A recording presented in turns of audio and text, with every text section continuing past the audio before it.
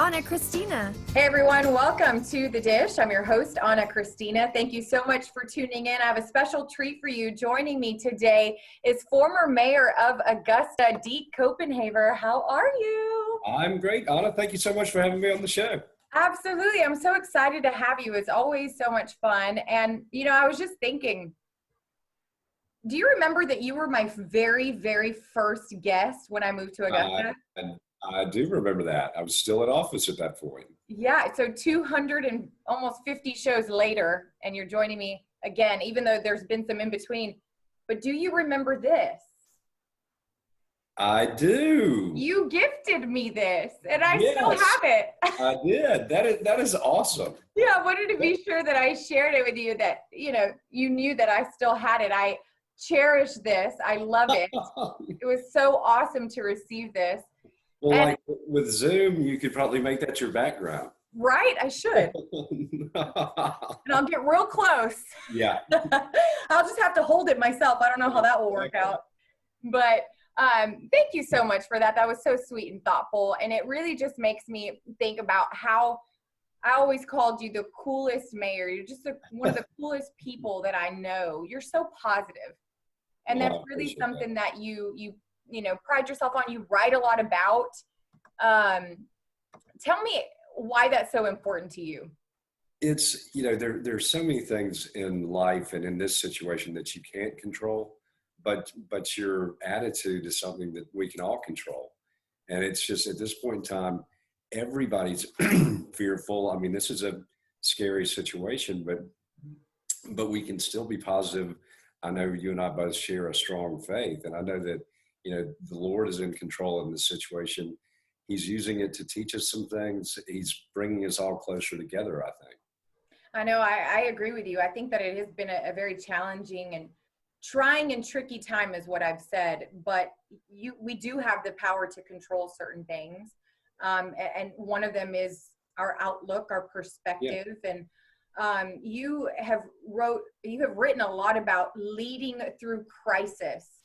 How can we be doing that right now, leading our families, leading our businesses? Because so many of us, we have small businesses, local businesses.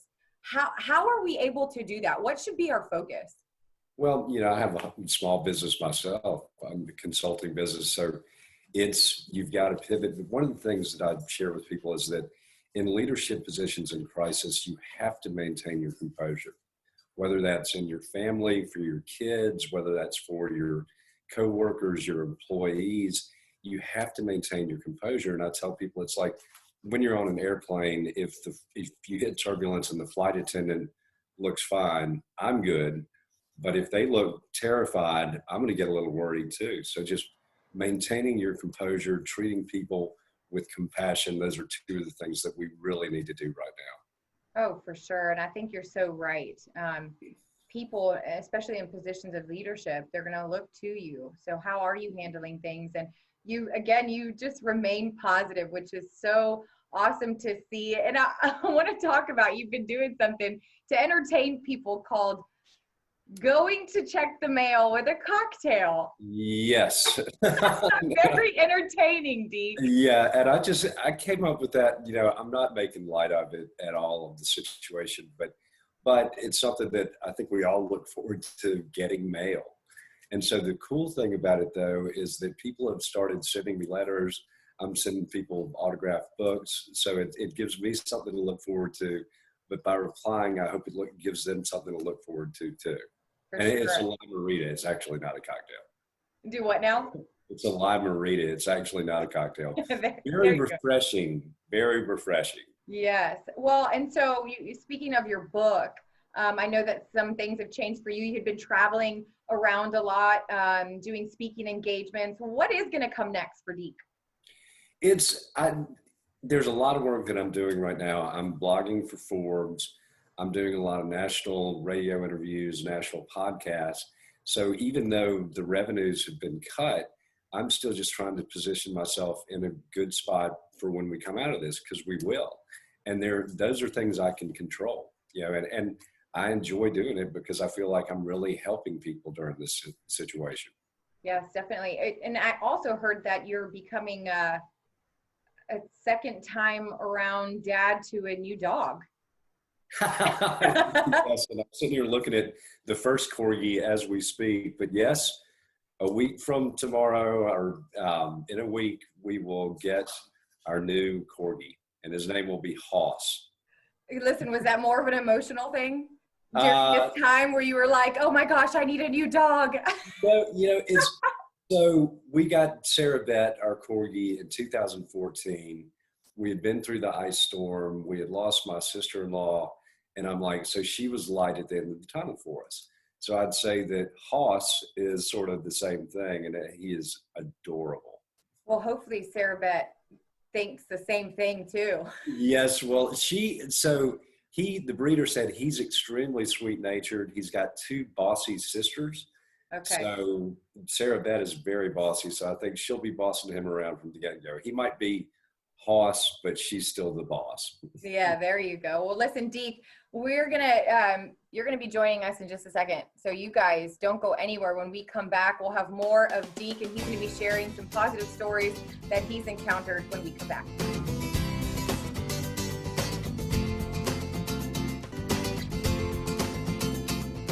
Hey everyone, welcome back to The Dish. Joining me today is former mayor of Augusta, Deke Copenhaver. I'm now the owner of a small business, Copenhaver Consulting. Say that 10 times. Yes. How are you doing? I'm doing great. Thank you so much for joining us. We just had such a fun time a while ago talking about all the new things that you've been doing. One of them is you're getting a new dog. Yes, we are getting a new dog. We love corgis. So it's going to be nice to have a little fun around the house while we're under lockdown at this point. That's right. You sent me that picture and I was like, oh my goodness, so cute.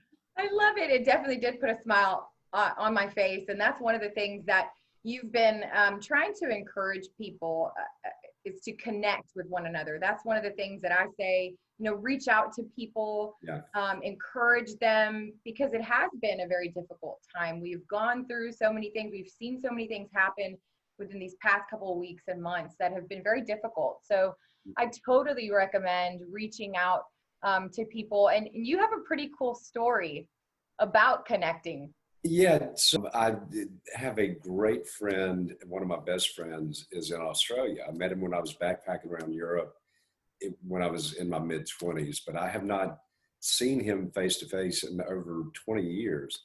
So we did a FaceTime the other day. So Melissa and I got to meet his kids who I had never met before. And we talked about it, that had it not been for this, we probably would have done that. And so now we're doing it regularly. Well, I love technology. So many people are, kind of turned off by it sometimes, and it can be somewhat distracting. But in this case, we see how valuable technology is.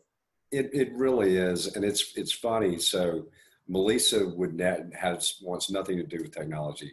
She is FaceTiming all the time now, and so she was FaceTiming with a little old lady that's a friend of ours. I shouldn't call her that, but she's in her 80s in Atlanta, and she's like, "Oh my Lord, I can see you. This is the best thing ever." And I'm like, so if you're 80 years old, you can do it, but you get to look people in the eye and see the smiles on their faces. Yeah, I think that is so neat. And here's the thing, I think a lot of us struggle with change sometimes, but once we get past that, we start to see the benefit of these things. There really is endless possibilities when we put those, when we look those challenges in the face and say, you know what, I'm going to conquer you today. Yeah. Well, and it's funny from a financial perspective, my book might not have hit at the right time. It was really starting to take off, but being the change maker, the art of building better leaders, it's about adapting to change. And we're all going through major changes in our lives right now. That's right. And speaking of your book, you actually dropped down the price. So people, if they want to get on and purchase the book, they can. Yeah. So I had a friend in Australia say it needs to be in every classroom. So I dropped the download price for Kindle on Amazon to 99 cents. I'm not sure how long I'm going to leave it there, but I'm trying to do the right thing. And it's not like people are making a lot of money in this situation. So I just want it to get out there. Yes. And it is a very valuable book. And you had the opportunity to go out and speak in my home state. So when we come back, I want to talk about that. So if that's okay with you. Yeah, I'd love to. I mean, I'd love to talk about Texas all day long. I know you would. All right, guys, don't go anywhere. When we come back, we'll have more of Deke.